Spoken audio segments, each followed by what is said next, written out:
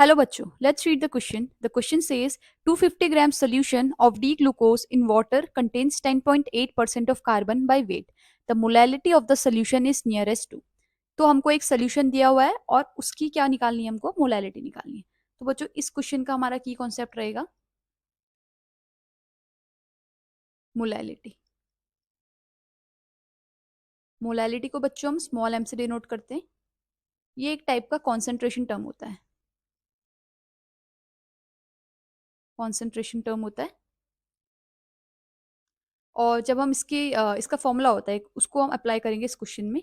Small M is equals to number of moles of solute upon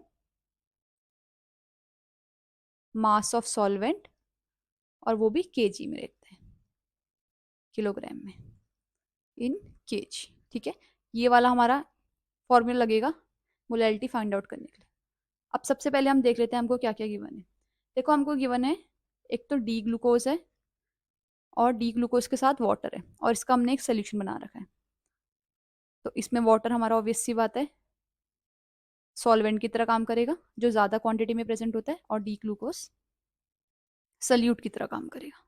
ये D glucose में ओ नहीं आएगा, GLUCOS आएगा.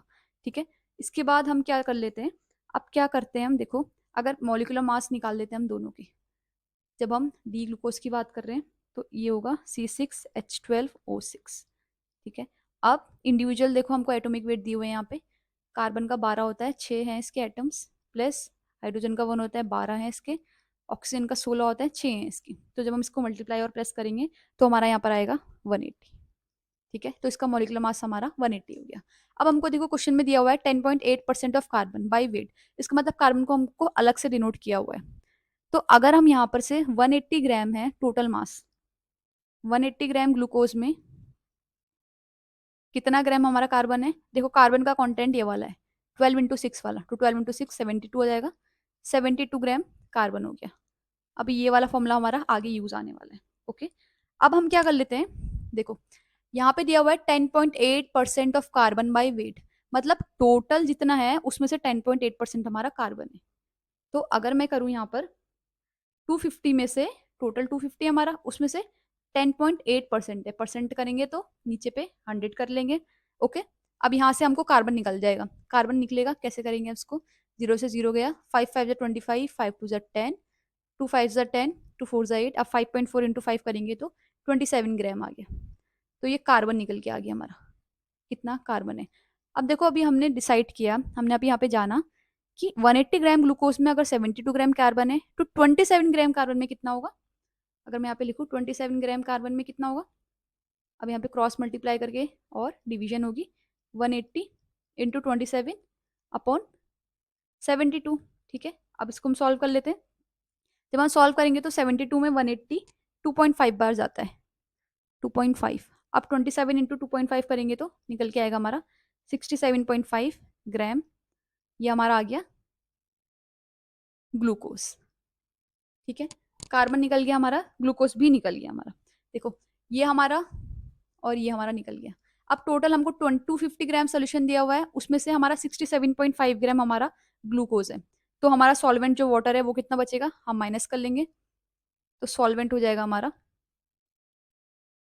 250 में से 67.5 सब्ट्रैक्ट कर लेंगे तो ये आ जाएगा हमारा 182.5 ग्राम. ओके, इतना कर लिया हमने. अब क्या बच्चों, एक चीज ये कर लेते हैं, हम मोल्स निकाल लेते हैं. Number of moles, number of moles का फॉर्मूला रहता है हमारा गिवन मास अपॉन मॉलिक्यूलर या मोलर मास. मॉलिक्यूलर मास हमने अभी निकाला, सोल्यूशन का गिवन मास कितना आया था, 67.5 आया था, 67.5. और मॉलिक्यूलर मास जब हमने कैलकुलेट किया था तो 180 आया था. अब हम इसको जब सॉल्व करेंगे तो हमारा निकल के आता है कुछ 0.375. यहाँ से हमारे मोल्स निकल गए. अब हम अपने वापस फॉर्मूले में आ जाते हैं. तो की कॉन्सेप्ट में लिखा है number of moles of solute. Moles निकल गए हमारे सल्यूट के. ठीक है, upon mass of solvent, solvent का मास हमको ये मिल गया. अब डायरेक्ट डायरेक्ट हम फॉर्मूले में पुट कर लेते हैं इसको. तो मैं कर रही हूँ एम इज इक्वल्स टू हो जाएगा moles of solute upon mass of solvent. एक चीज ये देखना, वहां पे मैंने लिखा था केजी में चाहिए हमको, यहाँ पर दिया हुआ है ग्राम में। तो ग्राम में से कन्वर्ट करने में केजी में हम अपॉन 1000 करेंगे, तो नीचे अपॉन 1000 करेंगे तो ये ऊपर जाके इंटू 1000 हो जाएगा। ठीक है। नंबर ऑफ मोल्स ऑफ यहाँ पे सॉल्यूट लिख लेते हैं। अब इसको जब हम सॉल्यूट को हमने निकाल दिया मोल्स और हमने इक्वेशन में रख लिया। अब हम इसको जब ये वाली इक्वेशन को अब हमको बस क्या करना है, कैलकुलेट करना है। अब इसको जब हम कैलकुलेट करते हैं बच्चों, से इसको काटते हैं तो हमारा कुछ निकल के आता है, और फिर इसको इंटू 1000 करते हैं तो 2.055 कुछ निकल के आता है। और अगर हम इसको अप्रॉक्स में लिखते हैं तो हमारा 2.06 आता है। तो अब हम ऑप्शन चेक कर लेते हैं हमारी मोलैरिटी क्या आई है। इस नियरेस्ट टू 2.06, देखो ऑप्शन बी दिया हुआ है। तो हमारा फाइनल आंसर यही हो जाएगा। So I hope you understood this question बच्चों। Thank you.